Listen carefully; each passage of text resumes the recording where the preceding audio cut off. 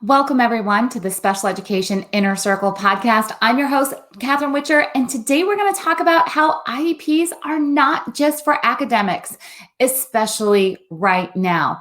We are all still living the pandemic lifestyle. Some of you have children, students that are on campus, some are hybrid, some are remote learning, but no matter what the situation is for you when attending school, whether it's on campus or at home, it's important for us in the special education community to remember why we have an IEP and how it's not just limited to academics.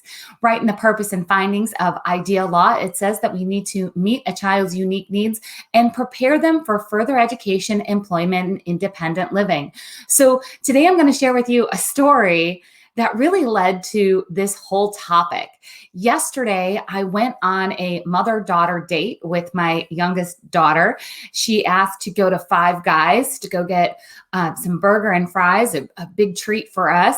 And when we got to the store, there were signs on the door that said cash only. Internet is down.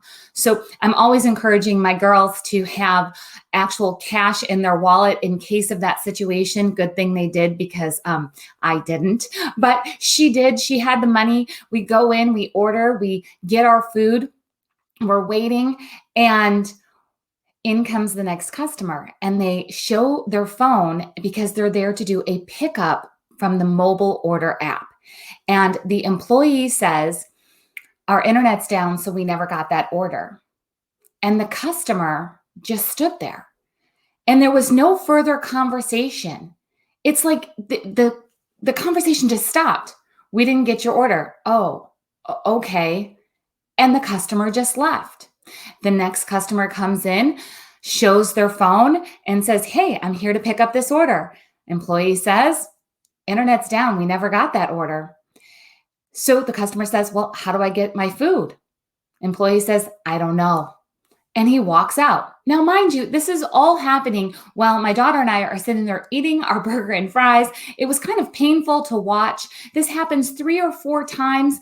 And finally, I say to my daughter, who works at a local ice cream shop, and I said, "So does this ever happen at your work?" She says, "Oh, yeah, all the time." She goes, "Internet goes down or the app doesn't communicate, with the main computer. And we just have to say, I'm sorry, we didn't get that order. What would you like? We'll take your order right now and get it to you as fast as possible." So they have a solution at their work. There was no solution laid out, and nobody was thinking critically on what to do next. So when I think about the purpose and findings of IDEA law and preparing a child to be as independent as possible in further education and their independent living and having a job in doing this, you have to be able to get through some tough situations. Now, we're in a tough situation as a community right now, right? We're problem solving all the time. I'll give you an example of somebody who was not at a job. This is around a middle schooler who needed to go play with their friend. I was talking to a parent, and she said, "I can't believe this just happened. My child, has an IEP, and academically they're doing well, but there's just some deficit areas." For example, and she shares how her child wanted to go play at the neighbor's house. So he went down to go play at the neighbor's house and texted his mom and said, "My friend's not outside." So I guess typically the routine is that the friend is outside waiting. The friend's not outside. And the mom said, "Well, knock on the door and see if he's there." And I coached the mom to do something that, quite honestly, I have forgotten to do myself as a parent and as a teacher. For those of you that don't know, I was a teacher a long time ago.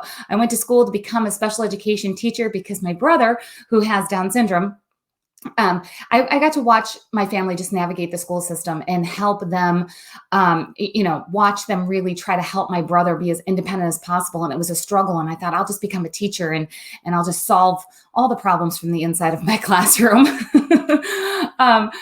Didn't quite work out that way. Last 20 years, I've been working for you guys, parents, teachers, admins, and therapists on building IEPs that make sense because of situations just like this. So I said to the parent, you texted back to your child, knock on the door. Did you think to ask him, what should you do next? And help him think through the situation of what are the options of what you could do since your friend is not there waiting for you outside. But you know what? Mom was rushed and she was really busy trying to do this remote learning thing and take care of her younger ones at home. She also works at home, and it was just easier to give the answer. Who's ever done that? We all have, right? It's easier to give the answer.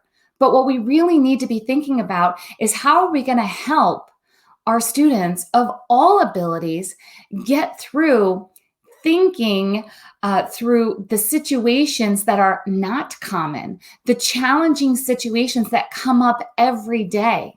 It's the equivalent of we could memorize all the multiplication facts in the world, but if we don't know how to apply them in the real world at the grocery store or at work or at home, those multiplication skills aren't doing us a whole lot of good. We can, of course, rehearse conversations inside of social work sessions, but if we don't know how to apply that out in the real world, then what are we doing? So right now, I know you're struggling. I know things are different. I know there's a lot of challenges. I know you're rushed and there's a lot on your plate, but we have an opportunity sitting in front of us to truly slow down and help our students and our children work through these challenging situations that are uncommon, but they can build lifelong skills, critical thinking skills, communication skills, what to do when technology is not working quite right. We're all experiencing that right now. So instead of being rushed to the next worksheet or worrying about logging into that next Zoom meeting, if you're in the middle of teaching something that is meaningful, like how to work through a struggle in your home or in your community. So parents, if you're in the middle of doing that, do not rush to the next Zoom meeting. Take the time, because that's going to be more meaningful than just giving the answer and moving on to the next step. We've got a lot of hustle that's happening at home. Log into this class, hurry up and finish this. We got to get this next project done. But we are having bumps along the way. Instead of solving all of those bumps on your own, parents, let's go ahead and coach kids on how to critically think through the problems that are happening during this remote learning time or during hybrid learning or all the new rules that are at school. Teachers, this is for you too. It's about slowing down and not just getting to that next step, but helping children work through whatever that struggle is in the moment. The thing is, this relies on communicating with your team at a whole new level. I'm always talking about inside of the Master IEP Coach mentorship. If you don't know what that is, head over to masteriepcoach.com. We've got our next mentorship is starting real soon. So you got to jump in at masteriepcoach.com. We're talking all the time about home to school communication. We've got a lot of teams that are lost. They don't know what to do to support parents at home. Parents are lost. I don't know what I'm supposed to do school at home. But it's situations like this of helping a child connect in their community by knowing what to do when things are unexpected and how to get through that problem with a variety of solutions. That is going to have a lifelong impact. I'll give you another example from a very long time ago. My brother was at home. Let's see, he's in his 40s now. He was probably in his 20s. He had just graduated high school. He was going to a work program, and somebody was hired to give him a ride to work because we were all doing our own thing that day. So he was supposed to go outside at a certain time, and he's really great at looking at the clock and knowing when to go outside to follow the schedule. So the person was supposed to be there at 10 a.m. So he went outside, he sat in the lawn chair out by the front door, waited for his ride. And my dad came home from lunch at noon.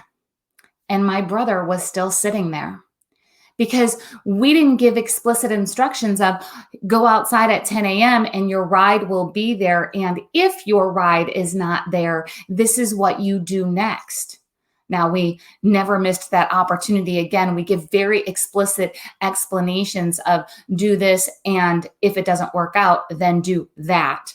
And learning to communicate that way, to give instructions that way, and to help my brother learn to problem solve of, how long should you wait for a ride before you call for help or, tell your parents or your sister that you need a ride because your ride didn't show up. Those are all problem-solving skills that we have to get good at as parents, educators, and siblings in walking our siblings, our students, our children through situations that are uncommon but happen often. So being able to work through, what if this doesn't work out? What could we do next? This is a really important skill that absolutely can be worked into an IEP. It's something that can be communicated between parents and teachers right now during our pandemic lifestyle, during our remote learning, hybrid learning, or our modified on campus. It's something that is truly important in really promoting independence to ensure that every student is getting the chance to reach their potential and problem solve and not just be stuck. So I encourage you, as you look at this next week and you look at all the things that are on your plate and you're trying to figure out, where do I prioritize and what do we work on next and which worksheet do we do first? When you hit those bumps in the road this week, ask yourself, is there something that I can do with my child or with my student to walk them through and teach them how to get out of this struggle or through this struggle, instead of just giving them the answer? Is there something more that I can do that's beyond the worksheet, that's beyond memorizing facts, that's beyond just the curriculum, to help them become more independent and become problem solvers in their current environment? I encourage you to come visit me over in the Master IEP Coach mentorship at masteriepcoach.com. I can't wait to connect with you there. That's where we really come together as idea bringers and solution finders and team builders at the IEP table. I'll see you inside the mentorship.